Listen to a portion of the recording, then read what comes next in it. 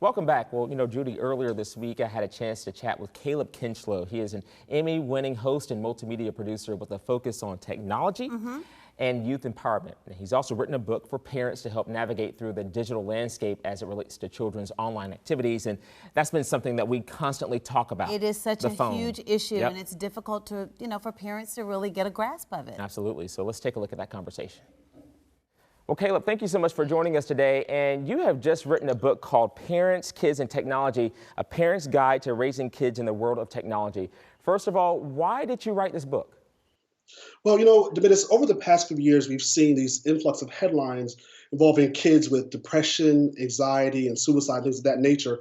And with these headlines, there were two things that were in common. The first one is that it obviously involved technology.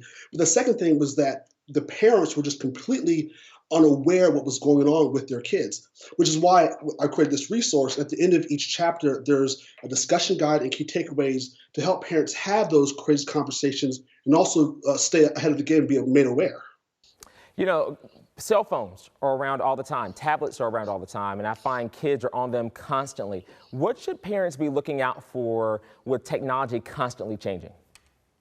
Right. So there's a couple different things with that, and there's obviously it is always evolving. Well, the first thing I talk about is one is you have to put filters on all the devices.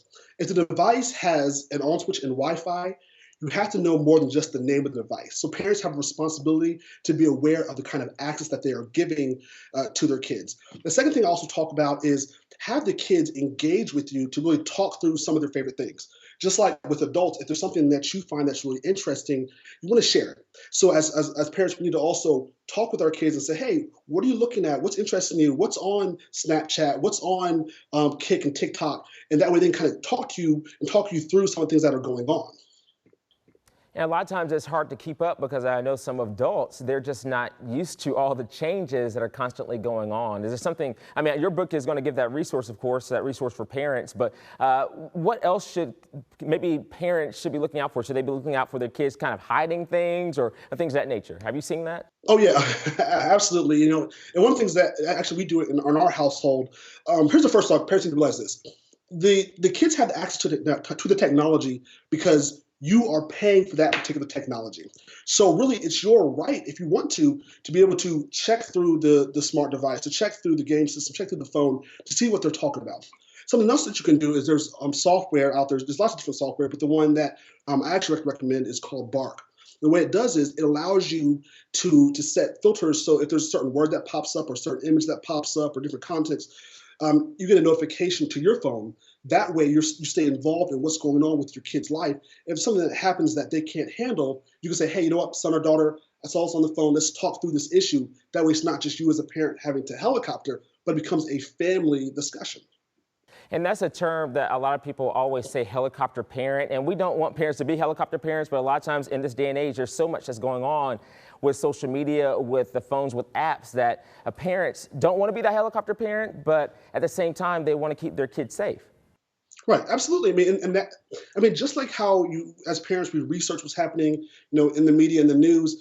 It's the same thing with your kids. You have to research what's happening with the kids, but also by having the filters in place to block certain content, and also filters to allow you to see what's going on. It allows you as a parent to be able to engage with your kid and have ongoing conversation. You see, it's not just one conversation; it's continual conversations as they progress. As they get older and as they get access to more technology.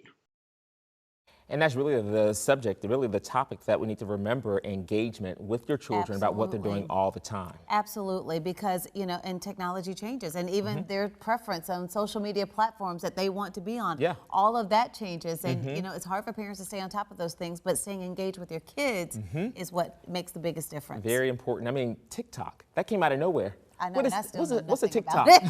Other than a clock, Exactly. So Caleb's book is called Parents, Kids, and Technology, A Parent's Guide to Raising Kids in the World of Technology. You can go to his website. It's calebkinchlow.com to find the book. There's an e-version, also an audio version and a hard copy version to give you all the tools that you need to stay informed. That's good stuff. Yeah. We'll be right back.